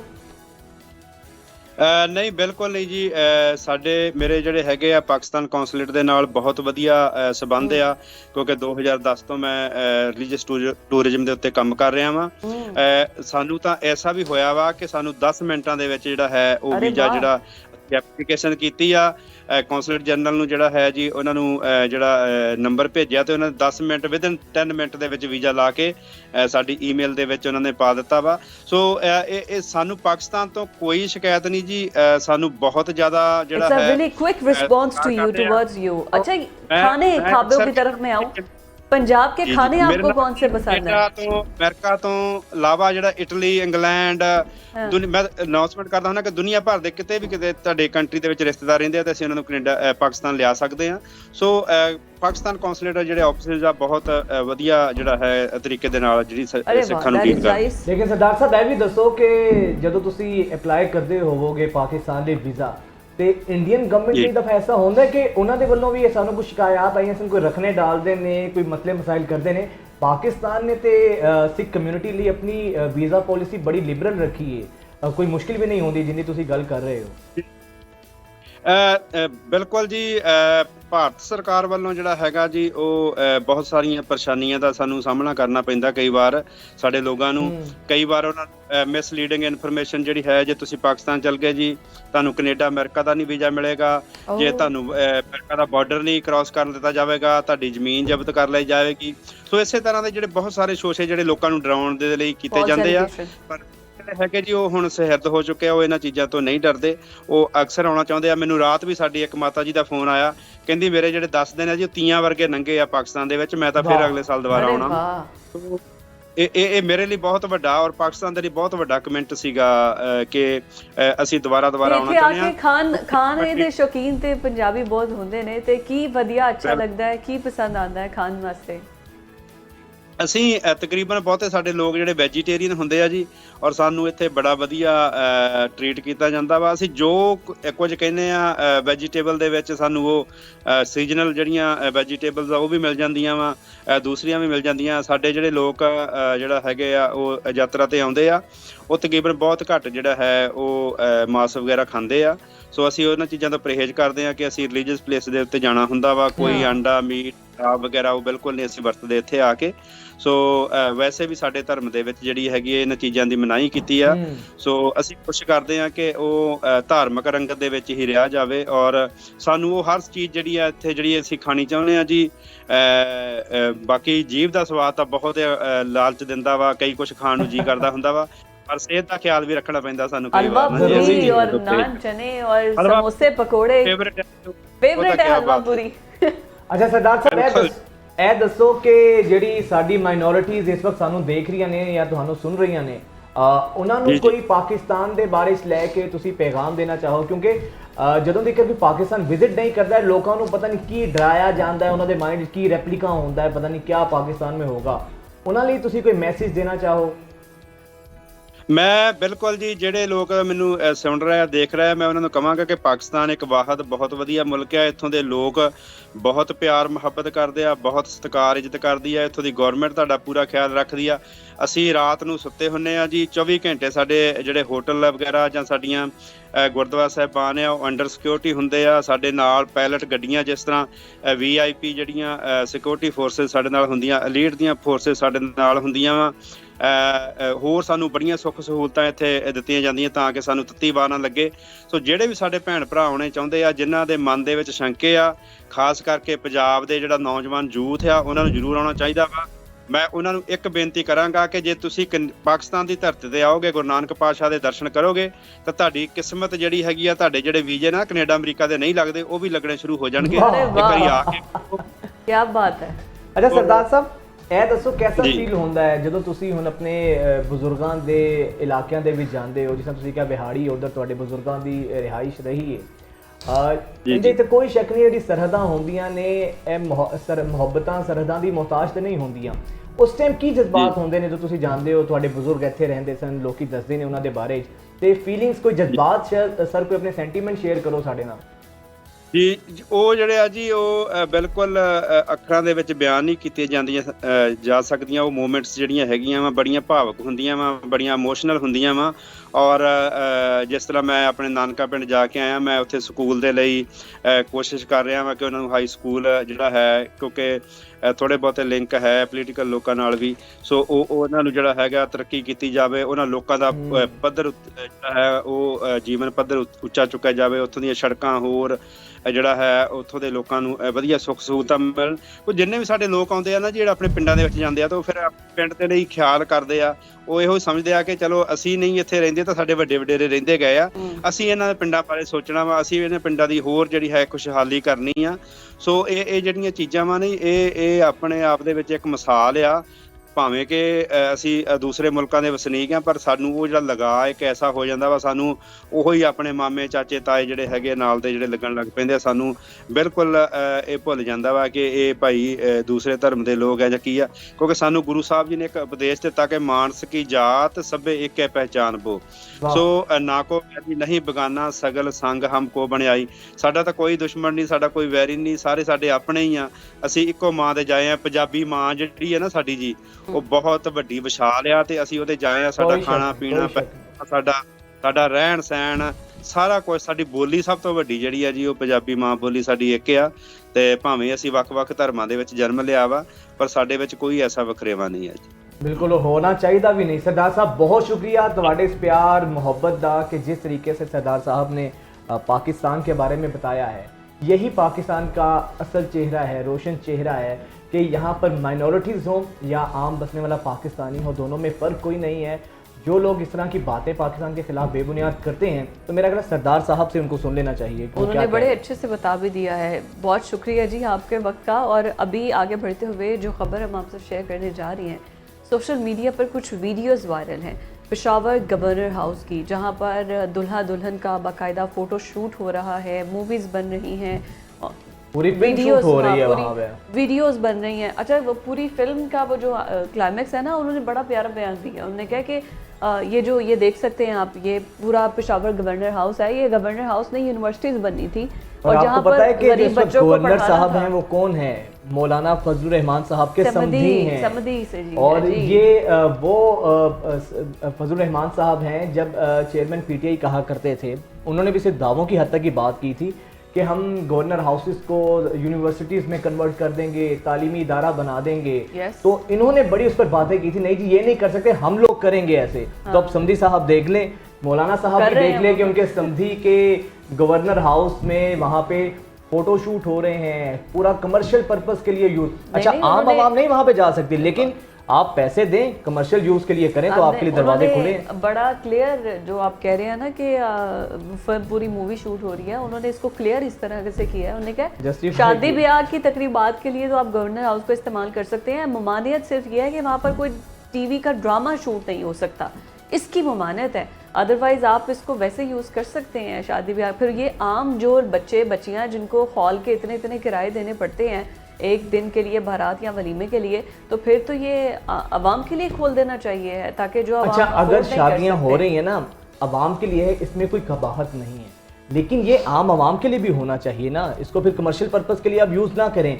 बड़े एक सीनियर एंकर हैं, उन्होंने असल में जो इंकशाफ किया है वो बड़ा होशरुबा इंकशाफ है। उन्होंने कहा है कि यहाँ पे ड्रामों के शूट्स होते हैं, मूवीज़ के शूट्स होते हैं, और आपको दो चीज़ें मुख्तलिफ नज़र आएंगी, ड्रामों के शूट्स और वो भी JUI के समधी के दौरे इक़्तिदार में जी। वो गवर्नर हैं, और ये है डुअल स्टैंडर्ड्स।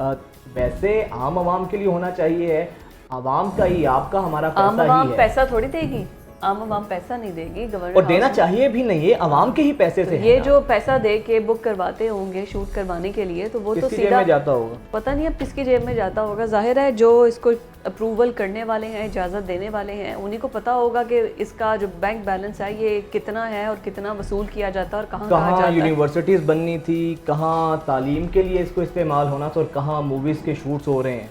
क्या बात है, यही ये तो है प्यारे मामला। पाकिस्तान हमारे की प्यारी प्यारी सियासतदानों के बातें। मुंह से इतनी लच्छेदार बातें होती हैं, इतनी वो खूबसूरत बातें करते हैं, यूनिवर्सिटी बना देंगे, इसको आम आवाम के लिए खोल देंगे, हकीकत में फ़ोटो शूट्स हो रहे हैं, ड्रामों के शूट्स हो रहे हैं, मूवीज़ के शूट्स हो रहे हैं। मेरा ख्याल है हुकूमत नोटिस लेना, ये मौलाना फजलुर रहमान साहब को इसका ज़रा नोटिस लेना चाहिए, उनको भी पता चलना चाहिए कि उनके समधी साहब कर क्या रहे हैं आखिर।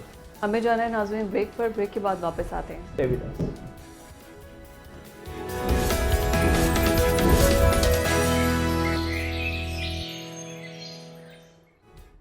अभी कुछ बात करने जा रहे हैं ऑनलाइन हरासमेंट के हवाले से। आपको पता है कि जैसे ही आर्टिफिशियल इंटेलिजेंस और इस तरह से दुनिया जो डिजिटलाइज हो चुकी है, उसके बाद ख़वातीन की तस्वीर को इस तरीके से फ़ोटोशूट किया जाता है कि फ़ोटोशॉप करके, कि मतलब उनको नाजेबा तरीके से, हाँ एग्जैक्टली, नाजेबा तस्वीर बना दी जाती हैं। होता ऐसा नहीं है, रियल में वो नहीं होती हैं, बस उनका फेस जो है वो उस तस्वीर के ऊपर या उस वीडियो के ऊपर जो है वो बिल्कुल उस फ़ोटोशॉप के ज़रिए जो है वो एडिट करके बना दिया जाता है, और ऐसा लगता है देखने वालों को कि जैसे सच में ये वही खातून है। और इसके हवाले से जो 2016 के जो पीका एक्ट है, उसमें जो कराची यूनिवर्सिटी की एक टीचर थी, लेक्चरर थी, उन्होंने एक मुकदमा दर्ज करवाया, और उसके बाद 141 समातें हुई उस मुकदमे की, और फाइनली 2021 में बिलाखिर उनको जो है वो जो शख्स, वो जो नफ्सियात के जो टीचर थे, जो मेल टीचर थे, वही ये सब कुछ कर रहे थे, और उनको 8 बरस की सज़ा सुनाई गई। अच्छा, ये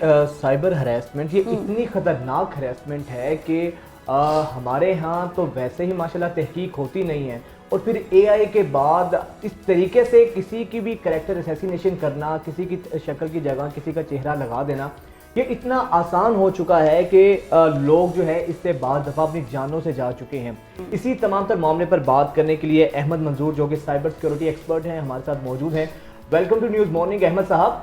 अहमद साहब, हम देखते हैं आए रोज़ ख़वातीन हो या बल्कि मर्द हो, साइबर हरेसमेंट का उनको सामना करना पड़ता है सर, लेकिन आप समझते हैं हमारे यहाँ साइबर सिक्योरिटी का मैकेनिज़्म इतना मजबूत है कि जो भी शख्स किसी के खिलाफ इस तरह की हरकतें कर रहा है वो कानून के शिकंजे में आ सकता है। वरना हमने तो ये देखा है, केसेस रिपोर्ट होते हैं, किसी की किरदार कुशी हो जाती है, घर के घर तबाह हो जाते हैं, कल्पनेट नहीं पकड़ा जाता। क्या हाल चाल आप सबका? Thank you very much for having me, number one. और दूसरी बात जो कर रहे हैं, ये दोनों तरफ की कहानी है। दिस इज नॉट समथिंग कि जी आप इसको ऐसे सोचें कि सिर्फ फीमेल के साथ ही हो रही होती है, ये दोनों के साथ हो रहा है। और मजबूत है या नहीं है, वो आपने भी जिस केस की मिसाल दी, 8 साल लग गए उसको, जो है कितनी देर लग गई उसको रिजल्ट मिलते और 8 साल 4 साल 8 माह लगे। Rules are available. मैं अभी आज भी देख रहा था कि 3 साल से लेकर तो 10 साल तक मौजूद है।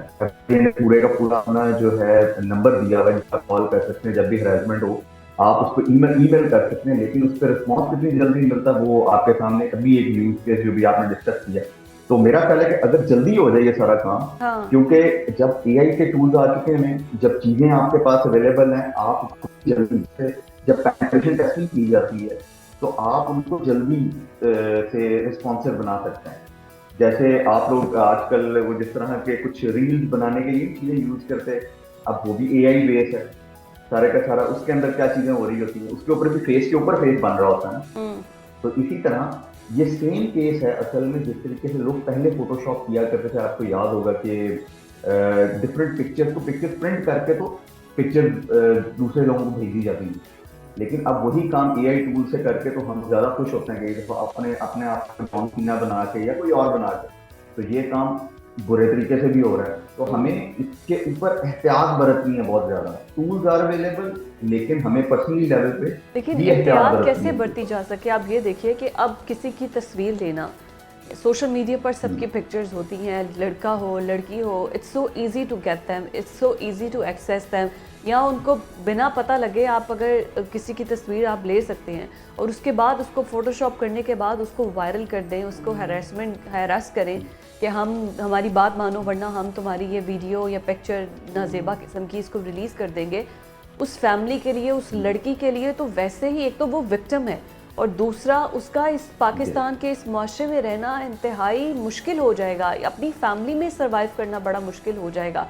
एहतियात आप इन व्हाट सेंस कहना चाह रहे हैं, और क्या जो है वो सज़ाएं कितनी सख्त हैं?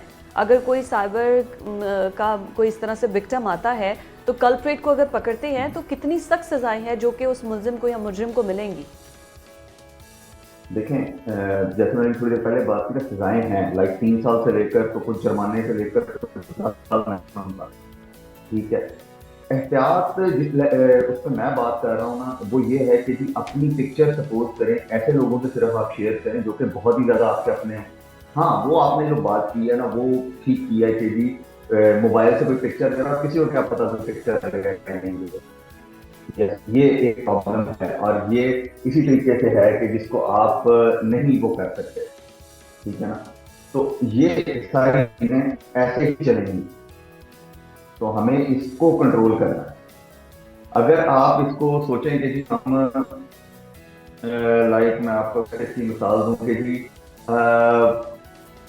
यानी फोन के ऊपर अब सपोज में एक बंदा यूं बैठा वो पिक्चर लेता जा रहा है, तो आप बाकी उसका कुछ नहीं कर सकते, लेकिन जितने शायद हम लोग ओपनली सब कुछ हर जगह पे हो रहे होते हैं ना, तो मेरा नहीं ख्याल कि हमें उतना ओपन होना चाहिए। हाँ, वही बात आ जाती है कि जी अपने पासवर्ड जो आपके गूगल ड्राइव के हैं या किसी और चीज के, उसको इतना कम रखें। लोगों ने आपने देखा होगा आपके वाईफाई के जो पासवर्ड होते हैं 1 2 3 4, या जो गूगल का पासवर्ड है वो भी इसी किस्म का है, जीमेल, फेसबुक, ये सब चीजें तस्वीरों में पासवर्ड इस तरह के।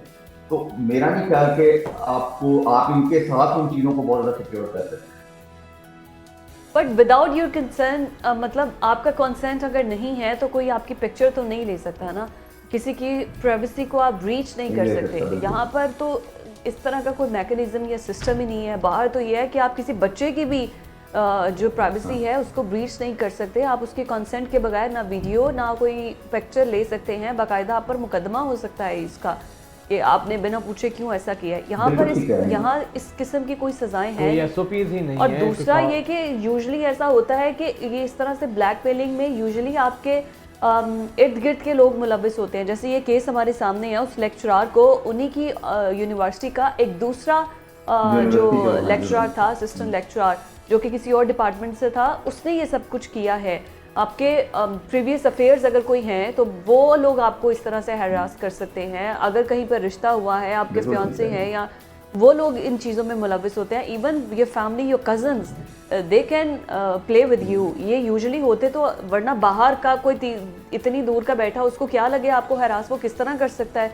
यूजुअली आपके अपने करीबी लोग ऐसे होते हैं जो इन हरकतों में मुलविस होते हैं। जी हाँ, बिल्कुल ठीक कह रही हैं आप। देखें, बात पता ही क्या है, कई अब इतनी हो चुकी नहीं है कि मैं यानी आप जब इसको करें, अच्छा by the way rules are available, यानी जो रिस्पॉन्स सेंटर्स हैं उनको बनाया गया, उनको यूज नहीं किया जा रहा। पाकिस्तान के मेरे ना एक इशू है जो भी आपने जैसे बात की है, मैं नॉर्मली अपने सेशंस में भी ये बात कर रहा होता हूँ कि नॉर्मली हमें लगता है कि हम टेक्नोलॉजी में बहुत पीछे हैं, हम चीज़ों में बहुत पीछे हैं, हमने चीज़ें बना ली नहीं है, लेकिन हम उनको स्मार्टली यूज नहीं कर पाते, हम उनको यूज या शायद करना नहीं चाहते, क्योंकि अगर करेंगे तो फिर बहुत बड़े बड़े केसेस सामने आते हैं। जैसे पिछले दिनों गालिबन आप तो ये केस कह रही, यूनिवर्सिटी का भी केस हुआ था जिसके ऊपर कुछ वीडियोस वगैरह आई थी और उसके ऊपर भी कुछ नहीं बना था। आज लोग तो ये सारी चीजें, ये रूल्स आर देयर, हम उनको यूज ही नहीं कर पा रहे, या शायद हमारे ऊपर उस तरह के एक्सपर्ट्स नहीं है जिनको यूज करना। लेकिन अहमद साहब, हमारे यहाँ सर साइबर सिक्योरिटी के इतने बड़े बड़े इदारे हैं, FIA है, आपको नहीं लगता कि इनको कोई अवेयरनेस, कोई कैंपेन्स करनी चाहिए हैं कि कैसे आप अपनी प्राइवेसी लीक होने से बच सकते हैं, बचा सकते हैं खुद को? बेशुमार ऐसी हरेसमेंट के केसेस सामने आते हैं, लेकिन शायद ही कोई इक्का दुक्का केसेस हों जिन पर किसी को सजा मिल सके। हमारे इन साइबर सिक्योरिटी इदारों की भी तो कहीं ना कहीं जिम्मेदारी है ना सर? इसका एक बिल्कुल है। अच्छा, मैं अगर इसके मुतालिक अगर एक चीज सोचूं, लाइक जैसे PTA है मिसाल के तौर पे, या कोई और जो क्राइम एजेंसी हैं, ये अगर अपनी एक ऐप बना रहे हैं मिसाल के तौर पे, जो जिसके ऊपर आपका फोन रजिस्टर्ड हो, ठीक है, और आपके फोन की कोई भी चीज उसके उनकी इजाजत के बगैर या किसी भी उसके बगैर आगे ना जा सके, नंबर 1। नंबर 2, सपोज करें आप किसी ऐसी जगह हैं जहाँ कनेक्शन आपस कनेक्ट कर दिए जाए, जो या सही, और अगर कोई बंदा आपकी पिक्चर ले, जैसे एक ये स्नैपचैट के अंदर उन्होंने बकायदा ये चीज रखी है कि अगर आप कोई बंदा स्क्रीनशॉट लेता है सॉरी, तो आपको एक मैसेज आ जाता है कि इस बंदे ने आपकी पिक्चर का स्क्रीनशॉट लिया। तो इसका मतलब टेक्नोलॉजी इज अवेलेबल, राइट? सिर्फ हमें उसको यूज करना चाहिए। दूसरी बात आती है कि जी अभी पिछले दिनों, यानी साइबर सिक्योरिटी पर दुनिया कब से काम कर रही है, ये पिछले दिनों गालमन रूल्स बना के सब बहुत खुश हो रहे थे कि जी हमने अपना पहला जो है ना साइबर सिक्योरिटी का रूल ले आए हैं हम आपके सामने। तो हमें बहुत तेज चलना पड़ेगा इन चीजों के लिए, बिकॉज अब AI आप लोग चाहे, बिल्कुल सर, इसके लिए हमें बहुत ज़्यादा अवेयरनेस की ज़रूरत है। कलेक्टिव हम सबको अपनी जिम्मेदारी अदा करनी होगी, इदारों पे भी आप नहीं छोड़ सकते हैं।